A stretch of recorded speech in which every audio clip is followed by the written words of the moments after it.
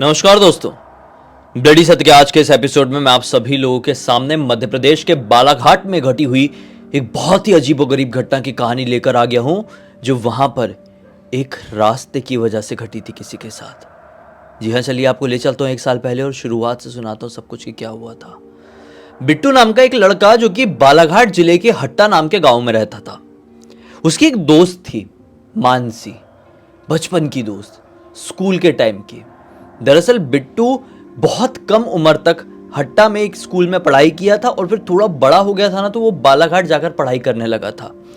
हट्टा से बालाघाट की दूरी लगभग 20 किलोमीटर की थी और वो जाता था बस से, ट्रेन से जाता था और वहीं पर पढ़ाई करता था। और बालाघाट में ही उसकी मुलाकात उस स्कूल में मानसी से हुई थी। ठीक है भाई, कोई तकलीफ नहीं थी, एक दूसरे की दोस्ती के साथ ये लोग बड़े हुए थे। जब कभी भी मानसी को जरूरत पड़ती थी हमेशा बिट्टू सामने खड़ा रहता था और बिट्टू को जब भी जरूरत पड़ती थी तो मानसी उसका साथ जरूर देती थी। एक दिन की बात है, अभी से 1 साल पहले ही, मतलब मानसी की बहन की शादी थी। मानसी हर एक सिचुएशन में बिट्टू को शामिल जरूर करती थी, तो ये तो बहुत बड़ी खुशी की बात है मानसी के घर पर। तो उसने बिट्टू को इनविटेशन भेजी और बिट्टू सही समय पर वहां पर नहीं पहुंच पाया। बिट्टू ने मानसी को फ़ोन किया और बोला कि यार देख, मैं थोड़ा पहले तो नहीं पहुंच पा रहा हूँ, मुझे बड़ा दुख हो रहा है, मैं दीदी की शादी में कोई हेल्प नहीं करवा पा रहा हूँ, लेकिन मैं शादी से एक रात पहले ज़रूर पहुंच जाऊँगा। मैं हट्टा में हूँ ही नहीं, मैं बाहर हूँ। मानसी ने बोली चल ठीक है, कोई बात नहीं, काम वगैरह तो हो जाएगा, यहाँ पर लोग हैं। ठीक है भाई। तो ये जहाँ कहीं भी था, बाहर कहीं गया हुआ था किसी रिश्तेदार के घर पर, हट्टा में पहुँच गया। कब पहुँच गया? सुबह सुबह ही, यानी मानसी की दीदी की शादी है उससे एक दिन पहले ही सुबह वो अपने घर पर हट्टा पहुंच गया है। शादी कहाँ है? बालाघाट में है, हट्टा से 20 किलोमीटर दूर। वो पहुंच गया अपने घर पे, बढ़िया पैकिंग वैकिंग किया, शादी के लिए जा रहा है भाई। अच्छे कपड़े होना चाहिए, तैयारी प्रॉपर होना चाहिए, भले एक दिन के लिए क्यों ना जा रहा हो। बैग वैग पैक किया, बाइक थी बढ़िया से, नई बाइक खरीदा हुआ था, ज़्यादा पुरानी बाइक नहीं थी, मतलब मुश्किल से कह सकते हैं 1 महीने पहले की बाइक थी, नई नवेली एकदम। ये बोला चलो सब अच्छा है, सेट है। मम्मी पापा को बोल दिया कि कल की ही शादी है, कल का शादी का खाना खाऊंगा और मैं रात में निकल कर आ जाऊंगा, जल्दी जाऊंगा, टेंशन मत लो, 11 बजे से पहले घर पे टच कर जाऊंगा। मम्मी पापा ने बोले ठीक है बेटा, जल्दी आ जाना, क्योंकि आजकल माहौल थोड़ा ठीक नहीं चल रहा है। इसने बोला ठीक नहीं चल रहा है मतलब? बोले बस ठीक नहीं चल रहा है, तू तो समझदार है, तू जल्दी आ जाना, बहुत लेट मत करना। इसने बोला हाँ हाँ ठीक है ठीक है। इसने बढ़िया अपना बैग टांगा, बाइक स्टार्ट किया और पहुंच गया हल्दी वाली शाम मानसी के घर पर।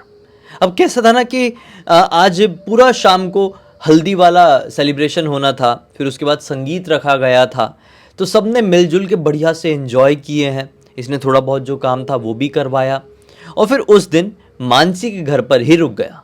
फिर अगला दिन निकला, ये था बारात वाला दिन। जो शादी थी ना, जो बारात थी, वो दोपहर के वक्त लगनी थी, लेकिन ऐसा टाइम निकला, पता नहीं क्या, समझ में नहीं आया यार। जो बारात है ना वो दोपहर में नहीं लग पाई, बारात लगते लगते शाम हो गई, 6-7 बज गए। अब क्या, अब जितने मेहमान हुए हैं वो खा रहे हैं, निकल रहे हैं, धीरे धीरे खा रहे हैं। अब ये जो हो गया अपना बिट्टू, मानसी के घर वाले, मतलब फैमिली जैसा ही हो गया ना। तो बिट्टू, फैमिली वाले लोग क्या होते, थोड़े आखिरी में खाना खाते, तो वैसे बिट्टू ने पूरी फैमिली के साथ सबसे आखिरी में खाना खाया। इस वक्त रात के तकरीबन 11 बज चुके थे।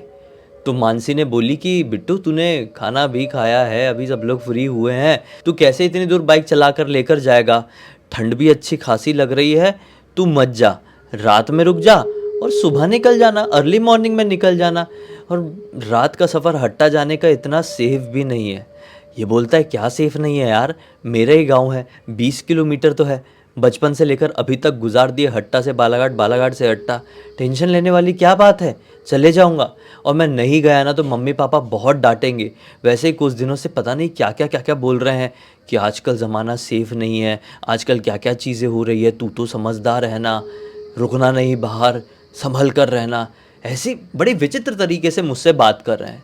मैं नहीं गया तो मुझे डांट पड़ेगी, वो अलग, और वो लोग टेंशन में आ जाएंगे, वो चीज़ अलग। मानसी ने बोली अच्छा ऐसी बात है तो ठीक है, चले जा, अगर तू जाना ही चाहता है तो, लेकिन थोड़ा आराम से जाना, ध्यान से जाना। इसने बोला हाँ यार ठीक है, कोई दिक्कत वाली बात नहीं, निकल जाता हूँ। 11:15 बजे के आसपास उसने वापस से अपना बैग टांगा, बाइक स्टार्ट किया। सेल्फ स्टार्ट थी बाइक, बढ़िया वाली बाइक थी, एकदम मक्खन जैसी चल रही थी। और निकल पड़ा। अभी बीच में ना 6-7 गांव आने थे, तब जाकर उसका गांव मिलना था। तो एकदम अंधेरे की जगह पहुंच गया। मतलब बालाघाट वाली जो रोड है, शहर है ना, तो अच्छी स्ट्रीट लाइट्स वगैरह सब कुछ मिली, लेकिन फिर गांव वाला रास्ता पकड़ना था। सिंगल वन वे रूट, कच्चा रास्ता भी मिले बीच बीच में, तो यहाँ पे स्ट्रीट लाइट वगैरह कुछ भी नहीं। और पता नहीं क्यों रास्ता बहुत ख़राब सा लग रहा था इसको, तो ये अपनी गाड़ी थोड़ी धीरे धीरे चला रहा था, ड्रूंग ड्रूंग ड्रूंग ड्रूंग ड्रूंग ड्रूंग धीरे धीरे करके बढ़ा रहा था। फिर बीच में ना इसको बहुत ज़्यादा ठंड लग गई, और उसी समय इसको एक चाय की टपरी दिखाई दी। सोचा यार एक काम करता हूँ, चाय पी लेता हूँ। एक ही गांव क्रॉस हुआ है अभी, क्योंकि बहुत ठंड लग रही है अभी भी। मेरा गांव लगभग 18 किलोमीटर दूर है। बहुत टेंशन हो जाएगी यार, चाय पी के निकलता हूँ, थोड़ी बॉडी में गर्मी रहेगी। ये उतरा, काका जी को चाय बनाने के लिए बोला है। काका जी ने चाय बनाने में 15-20 मिनट लगा डाले, इतने स्लो कि बैलगाड़ी भी उनसे तेज़ होती होगी। धीरे धीरे धीरे धीरे करके चाय बना रहे हैं भाई। फिर चाय पी के इसने समय देखा, बोला बाप रे 12:15 बज गए हैं। समझ में ही नहीं आया, मोबाइल भी स्विच ऑफ हो चुका है। मतलब मोबाइल की बैटरी पहले बहुत ज़्यादा डाउन थी और अब तो स्विच ऑफ हो गया। इसने बोला कि अब पक्का घर पे डांट पड़ेगी, मैं सवार होता हूँ और जल्दी जल्दी निकलता हूँ, कोई मतलब नहीं है अब ज़्यादा लेट करने का। ये गाड़ी स्टार्ट किया और निकल पड़ा। दूसरा वाला गांव आया। दूसरा वाला गांव आधा ही क्रॉस हुआ होगा, जंगल जंगल चल रहा था, कि इसको अचानक से ऐसा आभास हुआ कि मेरी बाइक जो अब तक मक्खन के जैसे चल रही थी, अब थोड़ी दबी दबी से चलने लगी है। इसने सोचा कि ये कैसा हो सकता है।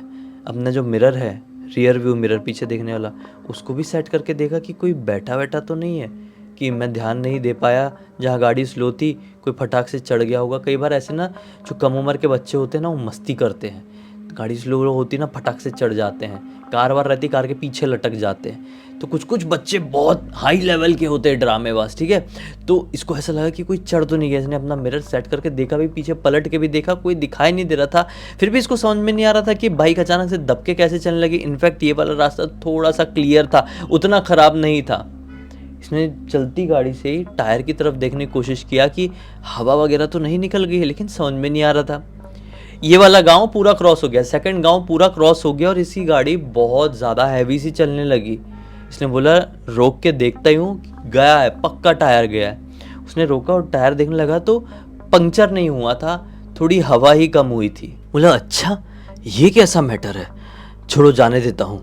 बाइक में अब सवार होकर नॉन स्टॉप निकलूंगा, कैसे भी चल रही हो, टाइट चल रही हो, ढीली चल रही हो, मक्खन चल रही हो, मस्त फटाफट निकालता हूँ।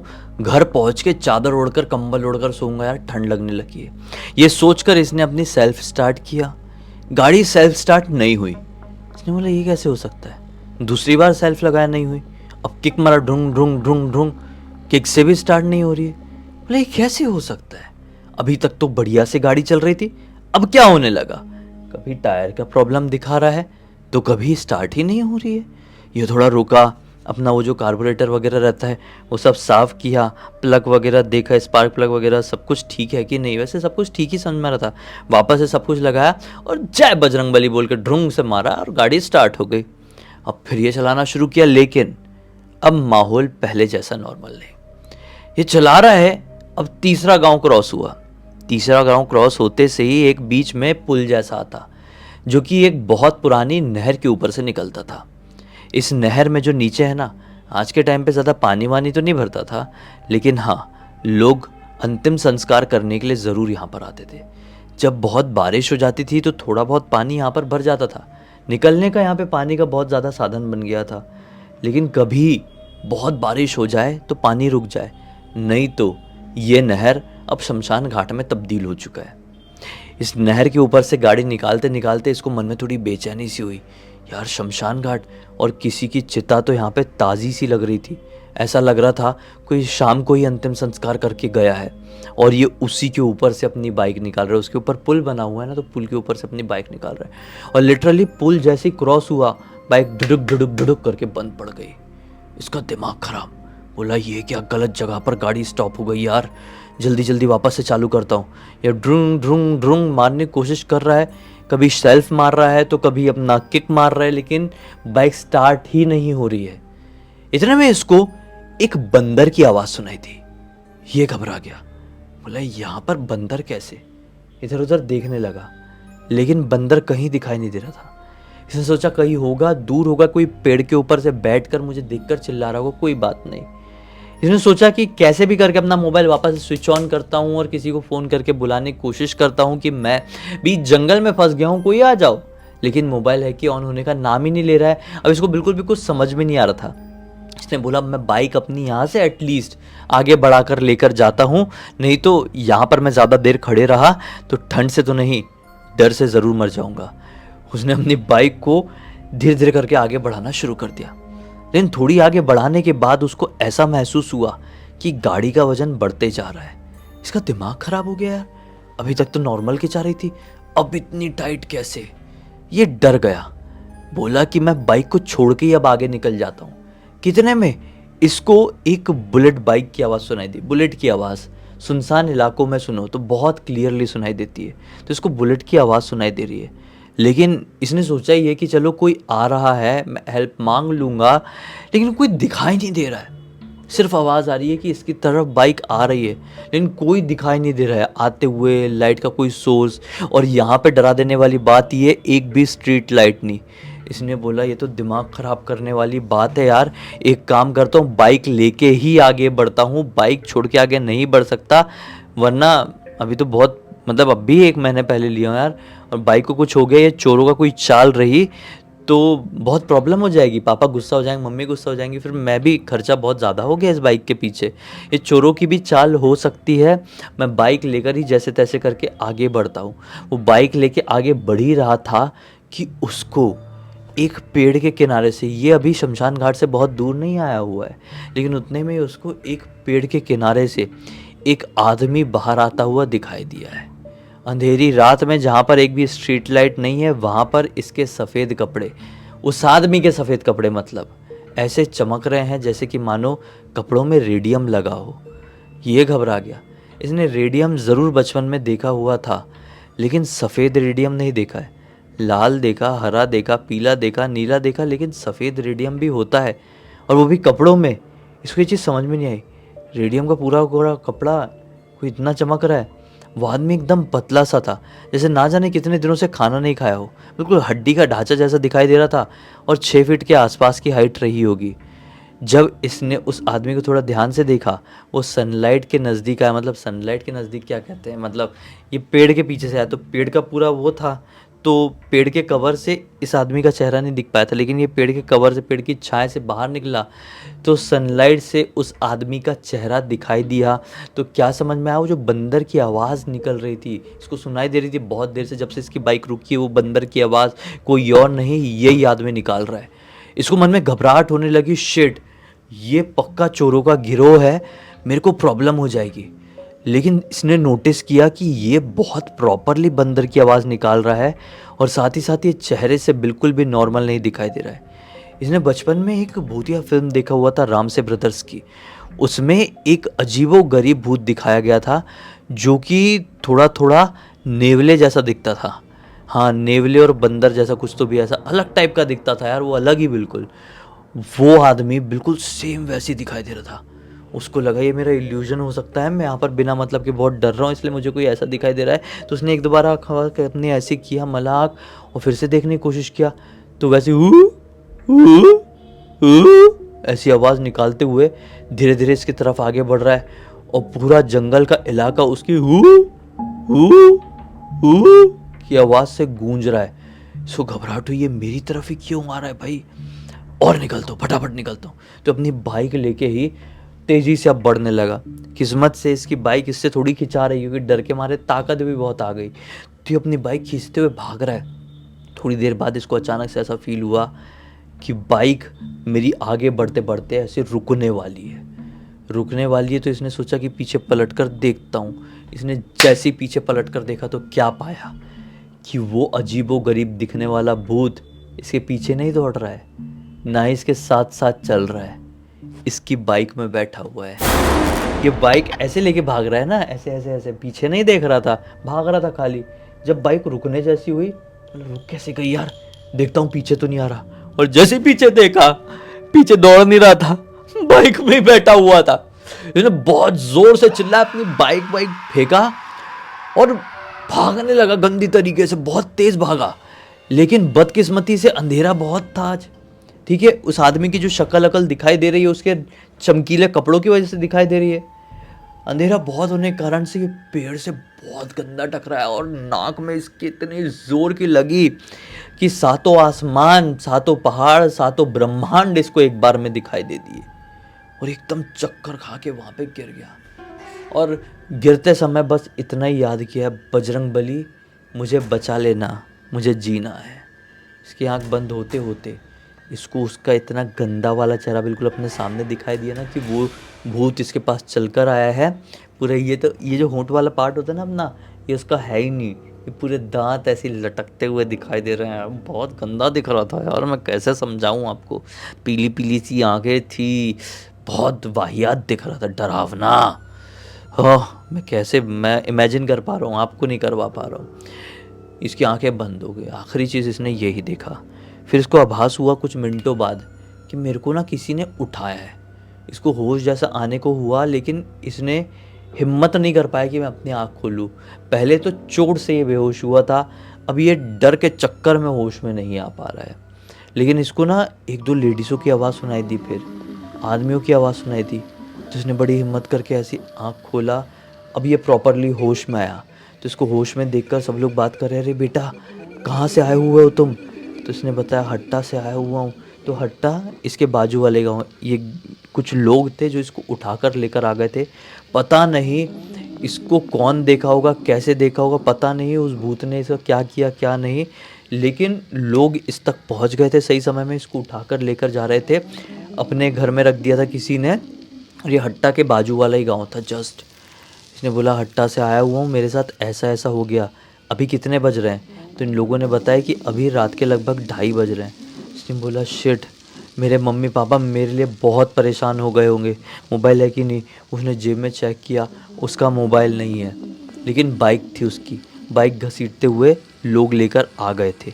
किसी ने देख लिया होगा, कोई क्रॉस हो रहा होगा यहाँ से, और उसने जाके गांव के लोगों को बता दिया और गांव के लोग रातों रात इसको लेने के लिए आ गए। ये बहुत अच्छा हुआ, इसकी बाइक भी लेकर बढ़ गए। तो यहाँ के लोगों ने बोले कि बेटा मोबाइल वोबाइल छोड़, अभी वो तो मिलेगा नहीं, इम्पॉसिबल है। तू घास के ढेर में सुई ढूंढने की बात कर रहा है, तुझे एग्जैक्टली हम कहाँ से उठा कर लेकर आए ये तो हम खुद नहीं समझ पाएंगे, क्योंकि वो एक जंगल था।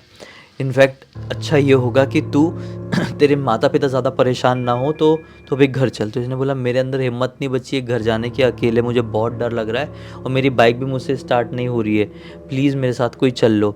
तो दो बड़े भले लोग थे, दोनों लोगों ने बोले, एक आदमी ने बोला कि मैं चल तेरी बाइक चला कर ले चलता हूँ, और दूसरे आदमी ने बोला कि मैं खाली बाइक से चलता हूँ, तो इसको छोड़ देंगे और वो बाइक से रिटर्न आ जाएंगे। मतलब फिर अपने बिट्टू की बाइक में एक अंकल जी सवार हुए, बिट्टू को पीछे बिठा ले, और किस्मत से अंकल जी ने 2 किक में बिट्टू की बाइक को स्टार्ट कर दिए। उनको ख़राब नहीं लगी बाइक, बिल्कुल नॉर्मल ही लगी। और बिट्टू सोच सोच के टेंशन में कि ये कैसे हो रहा है, क्या हो रहा है। दूसरा वाला आदमी भी अपनी बाइक लेकर निकल पड़ा। सब लोग इसको उतारे इसे घर पर। मम्मी पापा बहुत टेंशन में, मम्मी तो रोने लगी थी गंदे तरीके से। फिर वो दोनों अंकल जो इसको छोड़ने के लिए आए हुए थे वो रुके साथ में, इसके मम्मी पापा को बताया पूरी बात कि ऐसा ऐसा हो गया था। ये हमारे गांव के एक आदमी को जंगल में पड़ा हुआ मिला, हम लोग सब लोग बचाने के लिए गए थे। तो बिट्टू के पापा डांटते हुए बिट्टू से क्या कहते हैं, मैंने तेरे को इसलिए बोला था कि जल्दी आ जाना, क्योंकि वो वाला जो रास्ता है वो अभी का नहीं, काफ़ी सालों का भूतिया हो चुका है। तू गलत रास्ते से आ रहा था, तभी तो तुझे इतनी उबड़ खाबड़ रोड मिली थी, तुझे पहले सोचना चाहिए था। इसने बोला बाय रोड मेरा इतना जाना ऐसा हुआ नहीं, बाइक से बालाघाट तो समझ में नहीं आ पाया, और बहुत अंधेरा भी हो गया था, इसलिए बिल्कुल क्लियर नहीं हो पाया था कि मैं कहाँ चल रहा हूँ कहाँ नहीं, क्या हुआ था वहाँ पर बताओ। तो उसके पापा ने बताया कि आज से कुछ साल पहले वहाँ से एक आदमी आ रहा था अपनी बुलेट बाइक से, उसको 7-8 चोर डाकुओं के गिरोह वालों ने रोक लिए। अब रोकने के बाद उसका जितना भी सामान था सब छीने होंगे, और वो किसी को कुछ बोल बाल ना दे इस चक्कर में उसको बहुत गंदा मारे होंगे, और वहीं पर पत्थर से उसका ये कुचल कर उसको निपटा दिए थे। उसके बाद से जो कोई भी रात के समय वहाँ से गुजरता था उसे वो आदमी दिखाई देता था, सफ़ेद कपड़ों में दिखाई देता था, क्योंकि वो सफ़ेद कुर्ता में कहीं से आ रहा था, कहीं की पूजा पाठ से कुछ तो भी आ रहा होगा। सफ़ेद कुर्ते में दिखाई देता और कुछ लोगों को परेशान भी करता, कुछ लोगों को मतलब आगे बढ़ने ही नहीं देता, तो कुछ लोगों को नुकसान भी पहुंचाता। वो प्रेत योनि में चले गया, अभी वहीं पर भटकता है वो पिशाच। वो बहुत डरावना है, इनफैक्ट मैंने भी उसको अपनी ज़िंदगी में एक बार देखा हुआ हूँ, तूने भी देख लिया। लेकिन क्या करा ऐसा देख के? तुझे नहीं देखना था, तुझे वहाँ से नहीं आना चाहिए था। भगवान बजरंगबली तुझे बचा कर रखे। और इसके पिताजी ने वो दोनों अंकल जी का बड़ा शुक्रिया अदा पूरा किया, क्योंकि बिट्टू को वो लोग सही सलामत घर तक छोड़कर फिर अपनी बाइक में सवार होकर रिटर्न निकले। और इसके बाद से बिट्टू ने कसम खा लिया कि बालाघाट या कहीं पे भी जाऊंगा तो जीवन में बाय रोड रात के समय नहीं जाऊंगा, कहीं से नहीं आऊँगा, बाय ट्रेन रहे या कोई भी साधन रहे तो ही, नहीं तो नहीं। इस पूरी घटना की जानकारी मुझे किसी और ने नहीं, बल्कि खुद बिट्टू ने इंस्टाग्राम पर लिख कर बताया। मैंने सोचा आप लोगों को बताना बहुत इंपॉर्टेंट है, क्योंकि आप खुद समझ सकते हैं कि इस कहानी से आपको कितनी सीख मिली है। अब सीख क्या मिली है आप कमेंट सेक्शन में बताइए। जो कमेंट अच्छा लगेगा, जो सीख मुझे अच्छी लगेगी, मैं उसे ज़रूर पिन करूंगा। अब तक देख लिए तो लाइक ज़रूर कर देना, चैनल को सब्सक्राइब करके बेल आइकन दबा के ऑल के ऑप्शन में क्लिक करना, क्योंकि इसी तरह के हैरान कर देने वाले खौफनाक वीडियोस डेली आप लोग के सामने के लेके आते रहता हूँ। इंस्टाग्राम की लिंक इस वीडियो के डिस्क्रिप्शन बॉक्स में जाए, क्लिक करके डायरेक्टली वहाँ पर पहुँच जाना। इसी तरह कोई भी कहानी, टॉपिक या जानकारी आप लोग के पास भी है तो लिख भेजना। हो सकता है मेरा अगला वीडियो कल आपके हिसाब से बन रहा हो। तो चलिए कल फिर से मिलते हैं, तब तक के लिए बहुत बहुत धन्यवाद। आपका दिन शुभ हो।